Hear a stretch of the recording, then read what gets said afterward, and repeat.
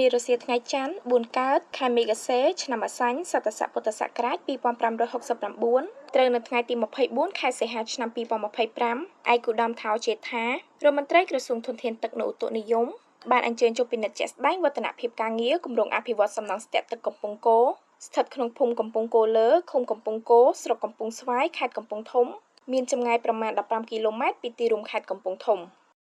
សូមជម្រាបថាគម្រោងអភិវឌ្ឍសំណង់ស្ទាក់ទឹកកំពង់គោបានចាប់ផ្ដើមការដ្ឋានក្នុងខែឧសភាឆ្នាំ2024ហើយក្រុងបញ្ចប់ក្នុងខែមេសាឆ្នាំ2026គម្រោងនេះគ្របដណ្ដប់លើក្រុងស្រុកចំនួន5នៃខេត្តកំពង់ធំដែលរួមមានក្រុងស្ទឹងសែនស្រុកកំពង់ស្វាយស្រុកសន្ទុកស្រុកប្រាសាទបាឡាំងនិងស្រុកសណ្ដាន់គិតមកដល់ពេលនេះវឌ្ឍនភាពការងារសម្រេចបានប្រមាណ 77%